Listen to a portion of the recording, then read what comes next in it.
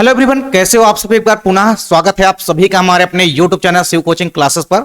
उम्मीद करते हैं आप सभी मस्त होंगे, बेहतर होंगे, आप सभी की पढ़ाई भी अच्छे से चल रही होगी। तो आज की इस वीडियो में हम देखने वाले हैं क्लास 12 बायोलॉजी एनसीईआरटी में चैप्टर 12 हमारा स्टार्ट हो रहा है और चैप्टर 12 हमारा है इकोसिस्टम यानी कि परितंत्र, जिसको आप पारिस्थितिक तंत्र भी कह सकते हैं। तो पारिस्थितिक तंत्र को हम परितंत्र भी कहते हैं शॉर्ट में। तो इकोसिस्टम की अगर हम बात करते हैं तो सबसे पहले तो आपको यह याद रखना है कि जो हमारा इकोसिस्टम टर्म है, इस इकोसिस्टम टर्म को दिया किसने, तो आपको याद रखना है कि सन 1935 में 1935 में सन 1935 में सबसे पहले सन 1935 में इकोसिस्टम जो हमारा टर्म है, इस शब्द को किसने दिया था, तो आपको याद रखना है एजी टेंसले। किसने दिया था? एजी टेंसले ने दिया था। किसने दिया था? एजी टेंसले। ये साइंटिस्ट का नाम आपको याद रखना है एजी टेंसले। तो सबसे पहले एजी टेंसले ने आपको याद रखना है कि इन्होंने परितंत्र शब्द का प्रयोग किया, यानी कि इकोसिस्टम शब्द का प्रयोग सबसे पहले किसने किया, तो आपको याद रखना है 1935 में सबसे पहले एजी टेंसले ने इकोसिस्टम टर्म दिया। ठीक, अब अगर हम बात करते हैं इकोसिस्टम है क्या, यह हमारा परितंत्र क्या है। परितंत्र का शाब्दिक तौर पे होता है मतलब कि इकोसिस्टम में मेनली दो घटक होते हैं, दो इंपोर्टेंट कंपोनेंट होते हैं। एक होता है हमारा बायोटिक कंपोनेंट यानी कि जैविक घटक, दूसरा होता है हमारा एबायोटिक कंपोनेंट यानी कि अजैविक घटक। तो जब ये दोनों घटक आपस में मिलते हैं, यानी कि एक हमारा सजीव घटक है, एक हमारा निर्जीव घटक है, तो ये दोनों तंत्रों के आपस में मिलने से जो एक सिस्टम या जो एक तंत्र तैयार होता है, उसी को हम बोलते हैं पारिस्थितिक तंत्र या परितंत्र। इसकी अलग अलग समय पे अलग अलग साइंटिस्टों ने अलग अलग परिभाषा दी है। नॉर्मली अगर आप देखेंगे किसी भी इकोसिस्टम की परिभाषा, तो आपको थोड़ा सा समझना है कि किसी पर्टिकुलर एरिया में यानी किसी विशिष्ट स्थान पे पाए जाने वाले सभी जीव तथा पर्यावरण के प्राकृतिक संबंधों का इनके द्वारा जो बना एक तंत्र होता है, जो सिस्टम होता है, इसी को हम क्या बोलते हैं? इसी को हम बोलते हैं क्या? इकोसिस्टम। मतलब कोई भी पर्टिकुलर स्थान है, तो कोई भी एक विशिष्ट क्षेत्र है, उस विशिष्ट क्षेत्र में अगर कोई मान लीजिए जीव निवास कर रहा है, ठीक, तो ये मान लीजिए कोई है एक पर्टिकुलर कोई एक जीव है। अब इस जीव का अपने आसपास के वातावरण के साथ क्या संबंध है, आसपास के इन्वायरमेंट के साथ क्या संबंध है, इनका जो आपस में रिलेशनशिप है, यही क्या कहलाता है? हमारा इकोसिस्टम कहलाता है। सिंपल सी बात है कि कोई पर्टिकुलर कोई एक स्थान है, कोई एक विशिष्ट स्थान है, जिस विशिष्ट स्थान पे कोई जीव निवास कर रहा है, इस जीव के चारों तरफ का जो इन्वायरमेंट है, उस जीव का इन्वायरमेंट के साथ आपस में क्या रिलेशनशिप है, क्या संबंध है आपस में, इन संबंधों के द्वारा जो एक तंत्र बनता है, जो एक सिस्टम बनता है, इसी को हम बोलते हैं इकोसिस्टम या परितंत्र बोलते हैं। दूसरी परिभाषा अगर आप लोग देखेंगे तो ये फेमस या आप ये कह सकते हैं कि ये ज्यादा प्रचलित परिभाषा है एपी ऊडम के अनुसार। ऊडम ने क्या बताया? ऊडम के अनुसार आप देखेंगे जब इकोसिस्टम की परिभाषा आप, तो इकोसिस्टम जो होता है ये इकोलॉजी की मूल क्रियात्मक इकाई होती है। अगर आपसे पूछा जाए कि किसी भी परिस्थितिकी की मूल इकाई क्या है, तो आपको याद रखना है कि परिस्थितिकी यानी कि इकोलॉजी की जो मूल या बेसिक यूनिट होती है, वो होती है इकोसिस्टम। तो इकोसिस्टम जो है इकोलॉजी की मूल बेसिक यूनिट होती है, ये चीज आपको ध्यान में रखना है। नॉर्मली आप ऊडम के अनुसार परिभाषा क्या देखेंगे, एपी ऊडम ने क्या बताया कि जो हमारे जैविक घटक होते हैं और जो हमारे अजैविक घटक होते हैं, यानी जो हमारे सजीव घटक होते हैं और जो निर्जीव घटक होते हैं, इनका आपस में जो संबंध होता है, उन संबंधों के जो द्वारा जो एक तंत्र बनता है या एक सिस्टम का पूरा आसपास का निर्माण होता है, पूरा का पूरा जो तंत्र का निर्माण होता है, इसी को हम बोलते हैं परितंत्र या इकोसिस्टम। तो नॉर्मली आपको सबसे पहले तो इकोसिस्टम की परिभाषा यानी कि डेफिनेशन पता होनी चाहिए। तो इकोसिस्टम की डेफिनेशन आपको यह लिखनी है कि जो हमारा इकोसिस्टम होता है, ये इकोलॉजी की मूल क्रियात्मक इकाई होती है और अजैविक घटक और जैविक घटक का जो संबंध होता है किसी भी जीव के साथ, उनके आपस में मिलने से जो एक तंत्र बनता है, उसी को हम बोलते हैं परितंत्र या हम बोल सकते हैं पारिस्थितिक तंत्र या इकोसिस्टम। तो नॉर्मली सबसे पहले तो आपको डेफिनेशन पता होना चाहिए। इसके बाद आपको यह याद रखना है कि जो हमारा इकोसिस्टम टर्म है, इस इकोसिस्टम टर्म को दिया किसने, तो एजी टेंसले ने दिया था। कब दिया था? तो 1935 में दिया था, 1935 में दिया था। चलिए, इसके बाद अब हम बात करते हैं इकोसिस्टम के कंपोनेंट्स यानी कि घटक। तो सबसे पहले अगर हम बात करते हैं इकोसिस्टम के कंपोनेंट्स या घटक की, तो किसी भी परितंत्र या इकोसिस्टम के आपको याद रखना है मूल रूप से आप देखेंगे दो घटक होते हैं। मूल रूप से आपको दो घटक दिखाई देंगे। एक हमारा होता है क्या? बायोटिक कंपोनेंट, जिसको हम बोलते हैं जैविक घटक, और दूसरा होता है अजैविक घटक। कौन कौन से घटक होते हैं? एक हमारा होता है बायोटिक कंपोनेंट, जिसको हम बोलते हैं जैविक घटक, और दूसरा होता है अजैविक घटक यानी कि एबायोटिक कंपोनेंट। सबसे पहले अपन बात करते हैं जैविक घटक। नाम से स्पष्ट है, जैविक मतलब जिसमें जीवन होगा, अर्थात जैविक घटक के अंतर्गत वो सभी जीव आएंगे जिनमें जीवन होगा, मतलब जीवित चीजें आएंगी सभी की सभी। वातावरण में उपस्थित जो भी जीवित चीजें हैं वो सभी की सभी किस में आएंगी, वो सभी की सभी आएंगी इकोसिस्टम के जैविक घटक में। तो जैविक घटक में आपको याद रखना है कि इसके अंतर्गत किसी भी इकोसिस्टम के सभी जैविक सदस्य आते हैं, या यूं कहें आप कि जीवित जीवधारी होते हैं जिनमें जीवन पाया जाता है, जो लिविंग होते हैं, केवल और केवल वही आपके बायोटिक कंपोनेंट में यानी कि जैविक घटक में आते हैं।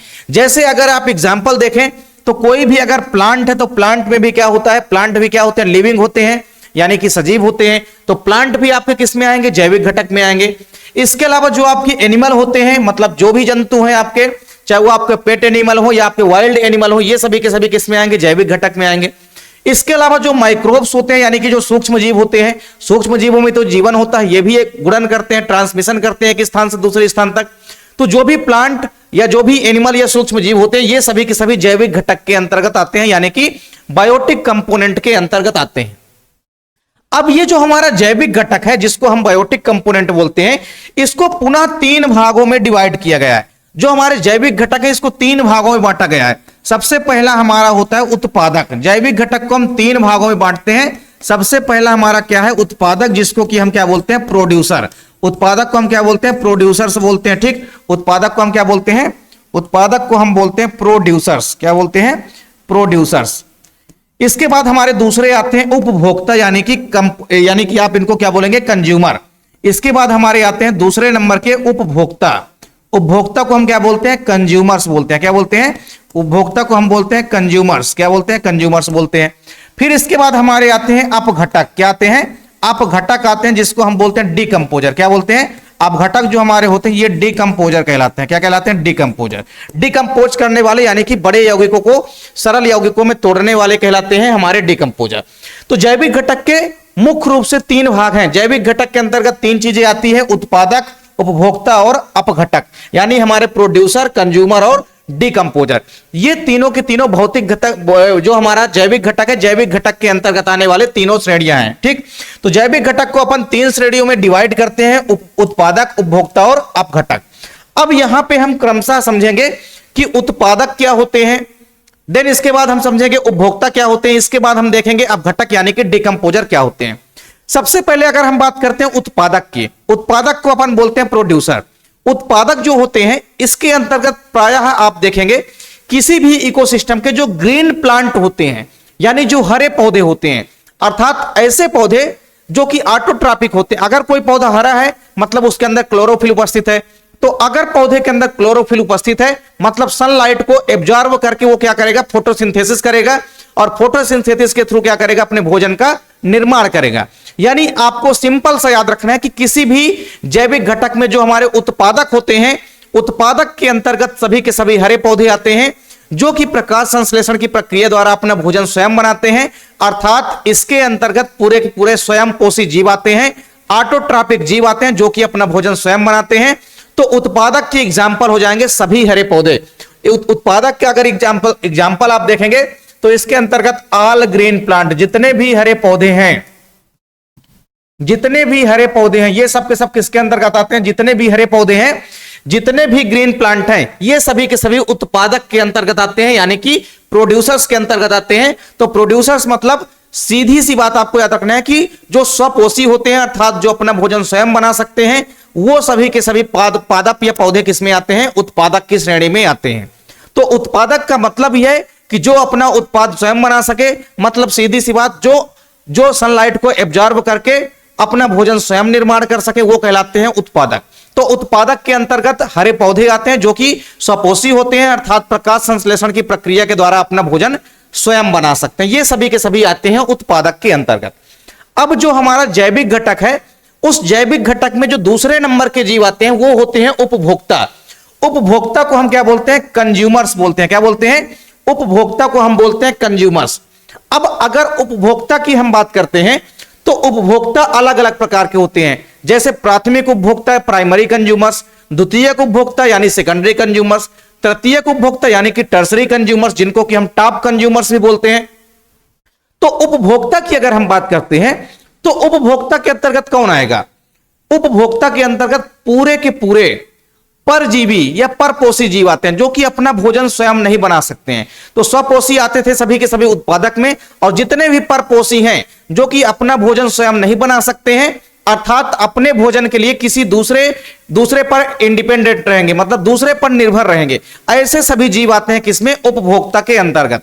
तो उपभोक्ता के अंतर्गत ऐसे सभी जीव आते हैं जो कि परपोषी होते हैं, अर्थात अपना भोजन स्वयं नहीं बना सकते हैं, ये अपने भोजन के लिए किसी दूसरे पर निर्भर रहते हैं। ये शाकाहारी भी हो सकते हैं, जितने भी उपभोक्ता हैं ये शाकाहारी भी हो सकते हैं, इसके अलावा मांसाहारी भी होते हैं और वह सर्वाहारी भी होते हैं, मतलब हार्बिवोर्स भी होते हैं, कुछ जो है कार्निवोर्स भी होते हैं और कुछ जो है ओमनिवोर्स भी होते हैं। तीनों चीजें आपको याद रखना है। जो हमारे उपभोक्ता होते हैं ये हर्बिवोर्स यानी कि शाकाहारी भी हो सकते हैं, कार्निवोर्स यानी कि मांसाहारी भी हो सकते हैं, और इसके अलावा आपको एक चीज और याद रखना कि ये जो है सर्वाहारी भी हो सकते हैं, यानी कि कार्निवोर्स भी हो सकते हैं। तो सिंपल सी बात है कि उपभोक्ता में आपको यह समझ में आया कि उपभोक्ता या कंज्यूमर्स क्या होते हैं? जो परपोषी होते हैं, जिसको आप विषमपोषी भी कह सकते हैं, जो कि अपना भोजन स्वयं नहीं बना सकते हैं, अर्थात जो अपने भोजन के लिए किसी दूसरे पर निर्भर रहते हैं, वो कहलाते हैं उपभोक्ता यानी कि कंज्यूमर्स। देखिए उपभोक्ताओं की अगर हम बात करते हैं तो उपभोक्ताओं को आप देखेंगे इनको अपन तीन श्रेणियों में बांट सकते हैं। उपभोक्ता जो होते हैं तीन प्रकार के होते हैं। सबसे पहले प्रकार के जो उपभोक्ता होते हैं वो कहलाते हैं प्राथमिक या प्राइमरी कंज्यूमर्स। क्या कहलाते हैं? प्राइमरी कंज्यूमर्स यानी कि प्राथमिक उपभोक्ता। प्राथमिक उपभोक्ता में आपको क्या समझना है? प्राथमिक उपभोक्ता होते क्या है? प्राथमिक उपभोक्ता वो होते हैं जो डायरेक्टली अपना भोजन किससे प्राप्त करते हैं? प्रोड्यूसर्स से, यानी उत्पादकों का जो डायरेक्ट भक्षण करते हैं वो सभी के सभी शाकाहारी जीव किसमें आते हैं? प्राथमिक उपभोक्ता आते हैं। यानी प्राथमिक उपभोक्ता के अंतर्गत, प्राइमरी कंज्यूमर्स के अंतर्गत कौन आएंगे? केवल और केवल शाकाहारी जीव आते हैं जो कि डायरेक्टली घास फूस यानी कि उत्पादकों को खाने का काम करते हैं। तो आपको सिंपल से याद रखना है कि ये अपना भोजन सीधे कहां से प्राप्त करते हैं? तो उत्पादकों से प्राप्त करते हैं। किसमें से प्राप्त करते हैं? जो प्राथमिक उपभोक्ता होते हैं ये अपना भोजन किसमें से प्राप्त करते हैं? तो प्रोड्यूसर्स यानी कि उत्पादकों से प्राप्त करते हैं। इसके अलावा एक इंपॉर्टेंट चीज क्या याद रखनी है प्राइमरी कंज्यूमर से, कि ये सभी के सभी क्या होते हैं? शाकाहारी होते हैं। क्या होते हैं? शाकाहारी होते हैं। इसके एग्जाम्पल जरूर आपको याद रखना है, क्योंकि अगर आप एग्जाम्पल याद रखते हैं तो ये आपको हर जगह काम आएगा। अभी इसके बाद आप फूड चैन पढ़ेंगे यानी कि खाद्य श्रृंखला पढ़ेंगे। देन इसके बाद आप पढ़ेंगे फूड वेव यानी कि खाद्य जाल पढ़ेंगे, आप लोग खाद्य श्रृंखला पढ़ेंगे। फिर इसके बाद आपको पढ़ना है पूरे के पूरे इकोलॉजिकल पिरामिड पढ़ना है, जिसमें भी आपको प्राइमरी और सेकेंडरी टर्सरी कंज्यूमर्स की आवश्यकता पड़ेगी। तो अगर आप एक ही जगह एग्जाम्पल नोट कर लेते हैं तो आपको अलग अलग जगह एग्जाम्पल के लिए भटकने की आवश्यकता नहीं पड़ेगी। तो सिंपल सी बात है कि प्राथमिक उपभोक्ता के अंतर्गत आपको याद रखना है कि ऐसे जीव आते हैं जो कि शाकाहारी होते हैं और डायरेक्टली भोजन किससे प्राप्त करते हैं? उत्पादकों से प्राप्त करते हैं। इसके अंतर्गत देखिए चूहे आते हैं, खरगोश आते हैं जो कि सभी के सभी शाकाहारी होते हैं। हिरण भी आप लोग जानते हैं शाकाहारी होती है। इसके अलावा जो बकरी होती है, बकरी भी क्या होती है? शाकाहारी होती है। तो जितने भी शाकाहारी जंतु हैं, जितने भी आप देखेंगे हर्बिवोर्स हैं, ये सभी के सभी किसमें आते हैं? प्राथमिक उपभोक्ता में आते हैं, यानी कि प्राइमरी कंज्यूमर्स में आते हैं। तो प्राथमिक उपभोक्ता के अंतर्गत आने वाले जितने भी जीव हैं सभी के सभी शाकाहारी होते हैं और ये डायरेक्टली उत्पादकों से अपने भोजन को प्राप्त करते हैं। अब इसके बाद हम बात करते हैं द्वितीयक उपभोक्ता की, यानी कि सेकेंडरी कंज्यूमर्स की।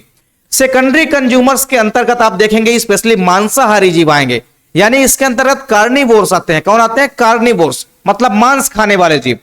तो अब ये मांस खाने वाले जीव है, तो द्वितीयक श्रेणी के अंतर्गत जो भी उपभोक्ता आएंगे ये अपना भोजन किसमें से प्राप्त करते हैं? तो ये एक ही काम करते हैं जो प्रथम श्रेणी के उपभोक्ता हैं, यानी जो प्राथमिक उपभोक्ता हैं, प्राथमिक उपभोक्ता को खा करके अपने भोजन की प्राप्ति करते हैं। यानी द्वितीयक उपभोक्ता पोषण कहां से प्राप्त करते हैं? तो प्राथमिक उपभोक्ताओं के माध्यम से प्राप्त करते हैं। तो प्राथमिक उपभोक्ता जो है उत्पादकों का भक्षण किया और प्राथमिक उपभोक्ताओं का भक्षण किसने किया? तो द्वितीयक उपभोक्ता ने किया।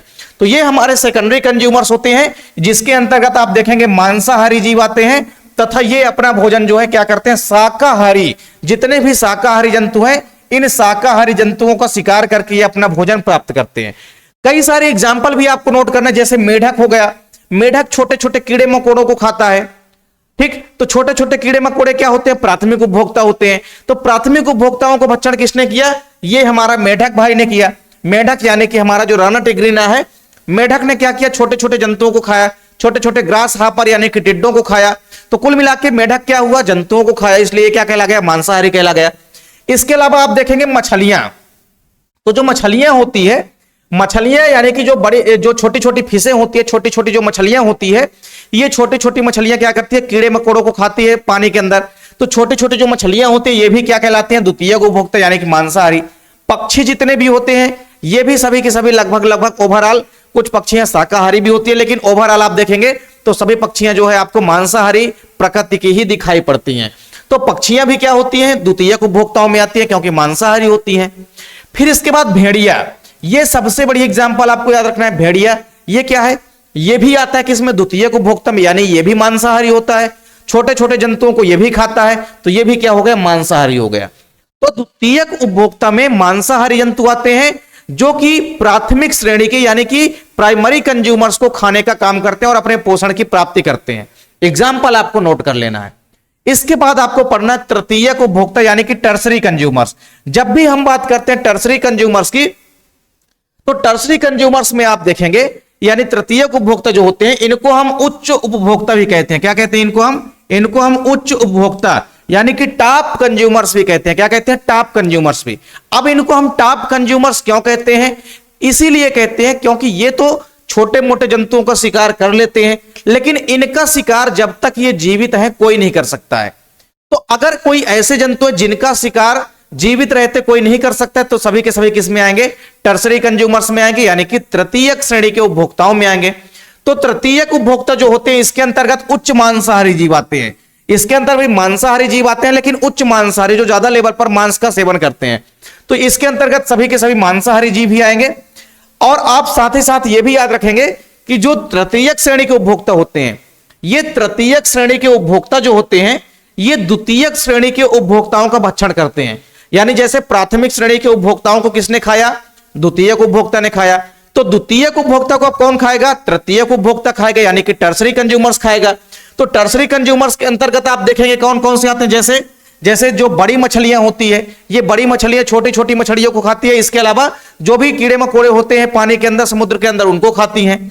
इसके अलावा आप देखेंगे जो बाज होता है, बाज भी आप देखे होंगे, ये टर्सरी कंज्यूमर्स के अंतर्गत आता है। इसके अलावा आप शेर देखे होंगे, बब्बर शेर, ये भी क्या होता है, टर्सरी कंज्यूमर्स होता है। इसके अलावा चील या जो बाघ होते हैं ये भी सभी के सभी किस में आते हैं, टर्सरी कंज्यूमर्स में आते हैं, यानी कि तृतीयक उपभोक्ता में आते हैं। तो आपको बस दो तीन चीजें याद रखनी है। तृतीयक उपभोक्ता में आपको बस ये याद रखना है कि तृतीयक उपभोक्ता के अंतर्गत पहली चीज मांसाहारी जंतु आएंगे। दूसरी चीज क्या याद रखनी है कि तृतीयक उपभोक्ता को हम उच्च उपभोक्ता भी कहते हैं। क्यों, क्योंकि ये तो दूसरों का भक्षण कर लेते हैं, लेकिन इनका भक्षण कोई नहीं कर पाता, इनका शिकार कोई नहीं करता, इसीलिए ये उच्चतम उपभोक्ता कहलाते हैं। चौथी चीज आपको क्या याद रखनी है, चौथी चीज आपको एग्जाम्पल याद रखनी है। तो एग्जाम्पल में आपको याद रखना है कई सारी, जैसे बड़ी मछलियां हो गई, इसके अलावा बाज हो गया, आपका शेर हो गया, बाघ हो गया, चील हो गया। ये सभी के सभी ऐसे जानवर हैं जो कि जब तक जीवित है इतना जल्दी इनका कोई शिकार नहीं कर पाता है। तो ये सभी के सभी तृतीयक श्रेणी के उपभोक्ताओं के अंतर्गत आते हैं।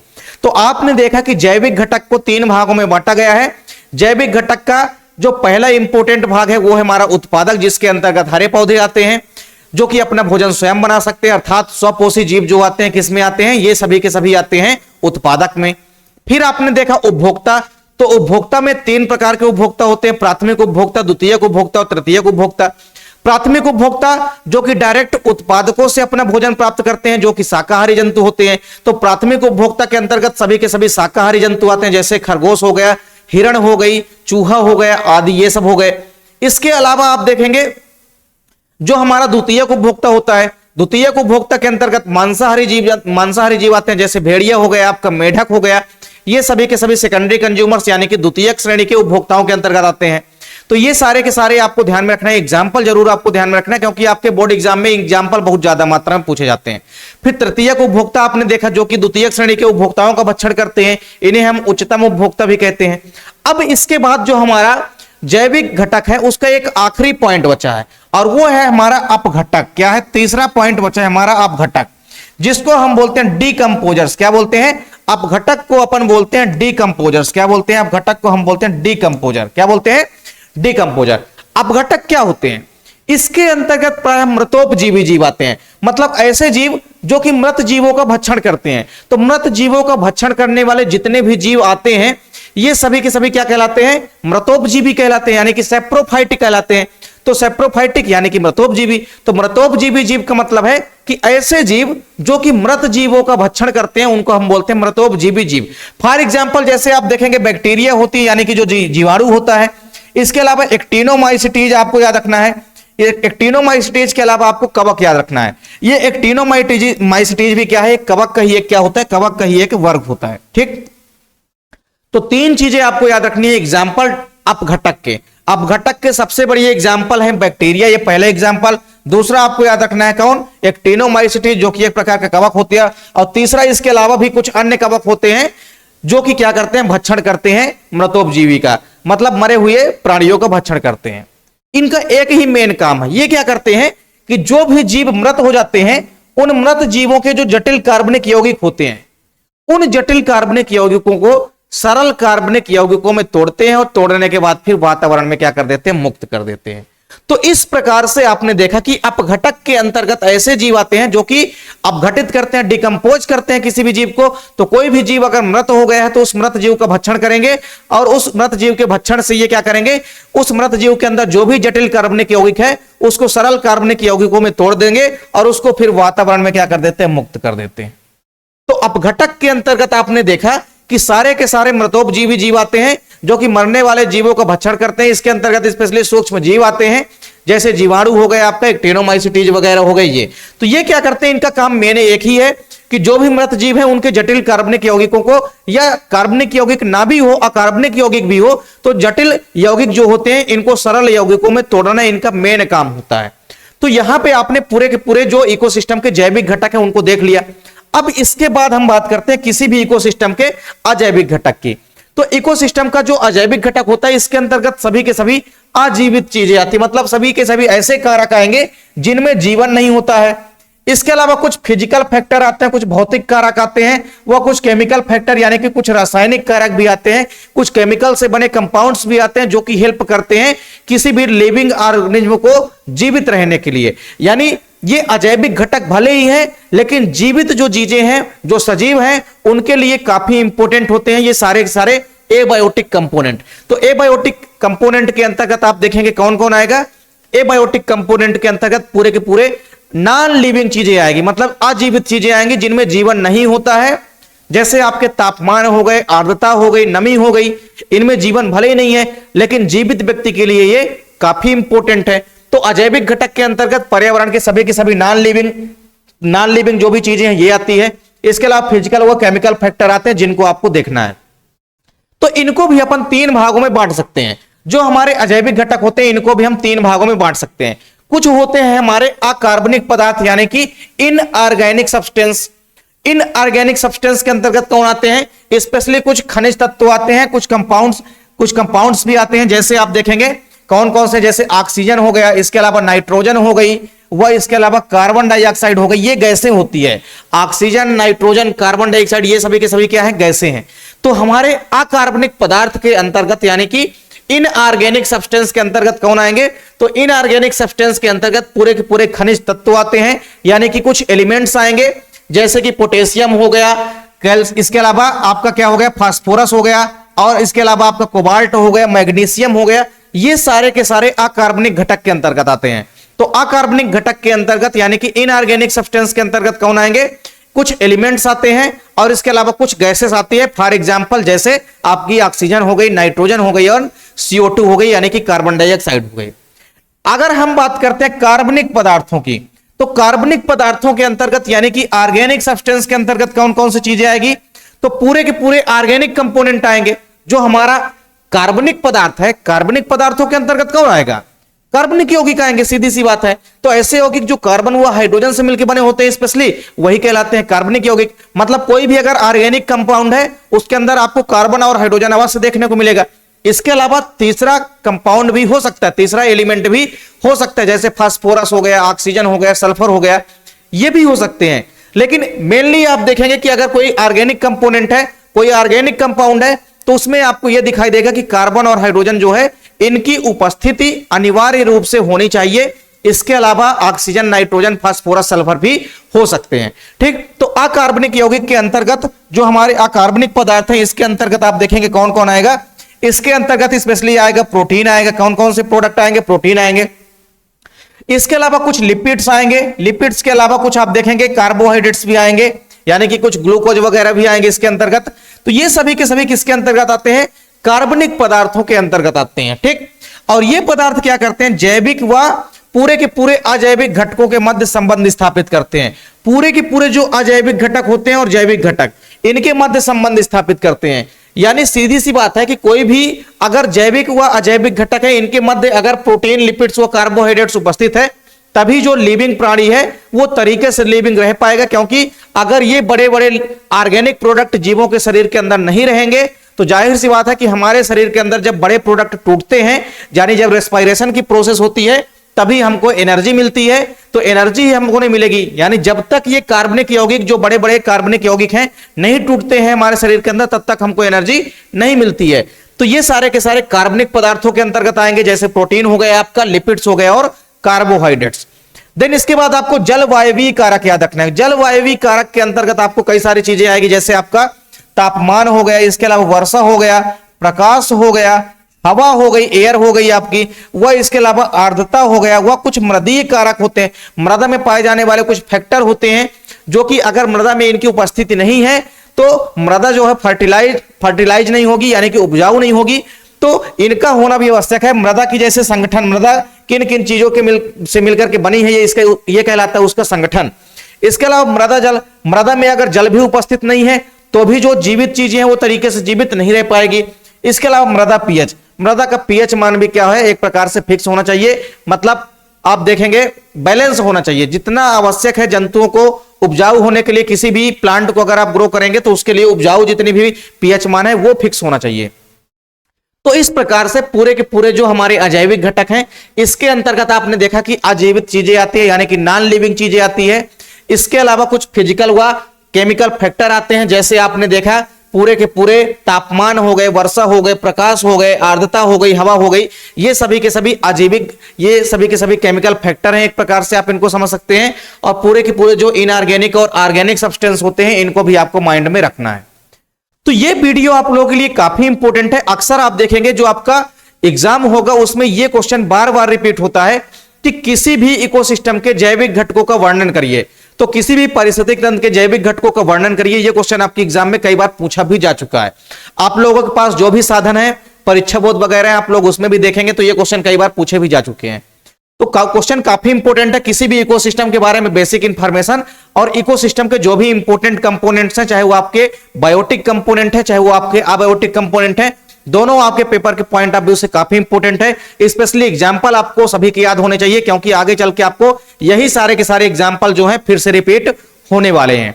तो पूरे के पूरे आप लोग अगर चैप्टर के हैंड रिटन नोट्स लेना चाहते हैं तो आपको उसके लिए कांटेक्ट करना पड़ेगा इस नंबर पे 9685 29 91 49 पे। किस नंबर पे? 9685 29 91 49, 9685 29 91 49। इस नंबर पे आपको कांटेक्ट करना है तो आपको हैंड रिटन नोट्स जो है प्रोवाइड किया जाएगा। अगर आप हैंड रिटन नोट्स ले लेना चाहते हैं तो आप आसानी से पूरे चैप्टर की, आपको पूरे के पूरे इसकी जो है आपको अलग से कंटेंट बनाने की आवश्यकता नहीं पड़ेगी, नोट्स बनाने की आवश्यकता नहीं पड़ेगी, खाली आपको पढ़ना पड़ेगा। पूरे के पूरे हैंड रिटन नोट्स जो है सारे चैप्टर के अवेलेबल हैं। तो आपको कांटेक्ट करना पड़ेगा 9685 29 91 49 पर। इसके अलावा आपको एक चीज और बता देना चाहते हैं कि पूरे के पूरे केमिस्ट्री और फिजिक्स के जैसे अभी तक आपने देखा है कि मॉडल सेट जो है तैयार हो चुके हैं, सेम उसी प्रकार से अगर आप लोगों को बायोलॉजी के मॉडल सेट लेना है तो आपके लिए 8 सेट पूरे के पूरे 8 सेट मॉडल पेपर तैयार किए गए हैं। और 8 सेट अगर मॉडल पेपर को आप लोग डेफिनेट रूप से तैयार कर लेते हैं तो डेफिनेट रूप से आपके बोर्ड एग्जाम की तैयारी बहुत ही अच्छे तरीके से हो जाएगी।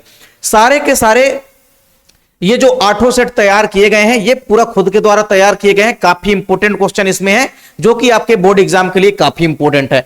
8 सेट की प्राइस जो है आपको बता दें केवल और केवल कितनी है, मात्र 30 रुपए, मात्र 30 रुपए। उसके लिए भी आपको कांटेक्ट जो है इसी नंबर पे करना पड़ेगा 9685 29 91 49 पे। तो 30 रुपए मात्र इसकी कॉस्टिंग चार्ज है। आपको 30 रुपए पेड करना है। किसी भी माध्यम से आप कर सकते हैं, फोन पे, गूगल पे, पेटीएम के माध्यम से आप कर सकते हैं। तो 8 सेट आपके लिए तैयार किए गए हैं। इसके पूरे के पूरे जो 8 सेट है उसके हम आपको सोल्यूशन भी प्रोवाइड कराएंगे। पूरे के पूरे सोल्यूशन की वीडियो भी हम आप लोगों को, चाहे वो ऑब्जेक्टिव क्वेश्चन की वीडियो हो, जो भी दो या तीन अंकों वाले क्वेश्चन है उनकी वीडियो आपको पूरी की पूरी प्रोवाइड कराई जाएगी। तो अगर आप लोग मॉडल सेट खरीद लेते हैं, इससे तैयारी करते हैं, तो डेफिनेट रूप से आपके बोर्ड एग्जाम के लिए काफी हेल्प हो जाएगी। और ऐसे बच्चे जो कि अभी तक बिल्कुल भी तैयारी नहीं किए, वो भी अगर केवल 8 सेट मॉडल पेपर को तैयार कर लेते हैं तो उनके भी अच्छे स्कोर बोर्ड एग्जाम में आ जाएंगे।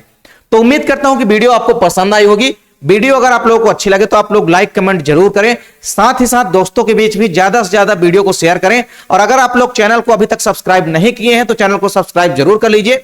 साथ ही साथ बेल आइकन प्रेस कर लीजिए ताकि वीडियो की नोटिफिकेशन आपको मिलती रहे। मिलते हैं आप लोगों से नेक्स्ट वीडियो में, तब तक के लिए जय हिंद, वंदे मातरम।